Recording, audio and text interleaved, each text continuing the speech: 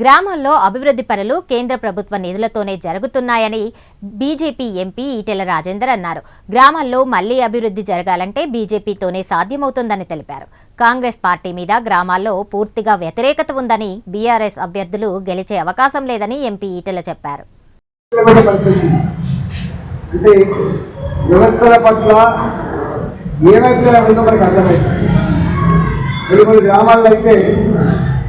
Ward మెంబర్గా పోటీ చేయాలనుకునే వాళ్ళు, సర్పంచ్గా పోటీ చేయాలనుకునే వాళ్ళు ముందుకు రాకపోతే ప్రజలే నువ్వు పోటీ చేయబిడ్డా అని చెప్పి పడుతుంది.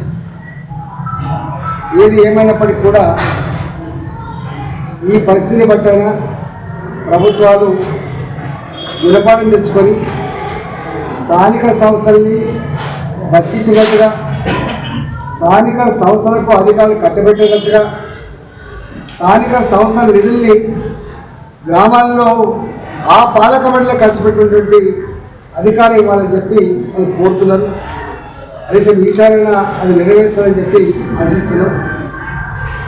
హుజరాబాద్లో పోయినసారి సర్పంచ్ విషయంలో వాళ్ళు పనిచేసిన దానికి బిల్లులు రాకపోవడం,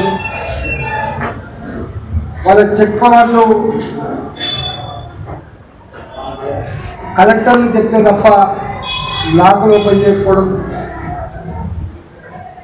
వచ్చిన డబ్బులు నేరుగా జీతపత్యాలకు, నేరుగా కరెంటు బిల్లు చేసుకోవడం, గ్రామాల్లో ఉంటున్న సర్పంచ్గా నేను ప్రజలకు అవసరమైన పని చేద్దామంటే కూడా చేయలేని పరిస్థితి.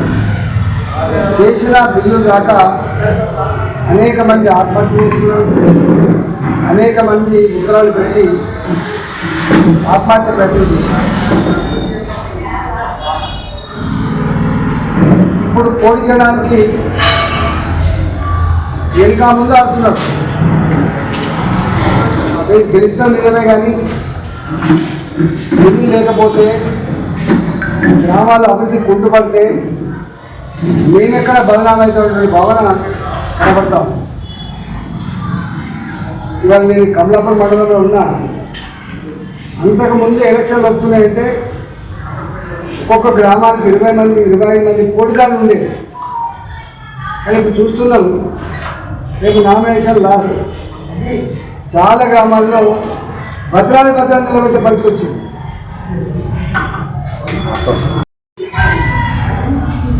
అధికారి రాక ముందు కామారెడ్డి డిక్లరేషన్లో 42% బీసీలతో స్థానిక సంస్థ రిజర్వ్ తీసుకోమని చెప్పింది. రకరకాల డ్రామాలని చివరికి మళ్ళీ ఇచ్చి ఎన్నికల నిర్వహణ కూడా 2 సంవత్సరాలు గడిచినప్పటికీ, ఎన్నికలు వస్తాయని తెలిసినప్పటికీ కూడా పూర్తి స్థాయిలో అరేంజ్మెంట్స్ అక్కడ లేవు అని కామెంట్స్ వస్తూ ఉంటాయి.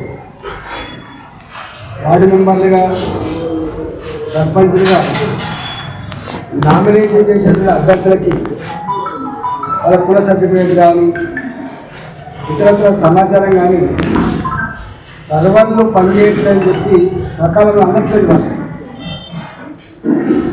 రెండవది,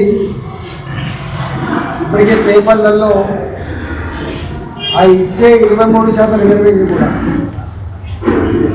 శాస్త్రీయంగా లేదని, 17% అని కొంత, లేదు 21% అని కొంత, మొత్తానికి 2 సంవత్సరాల నిరీక్షణలో బీసీల కళలో మాత్రం మట్టి కొట్టుకునేది సర్వత్రా ప్రజలు భావిస్తూ ఉన్నారు.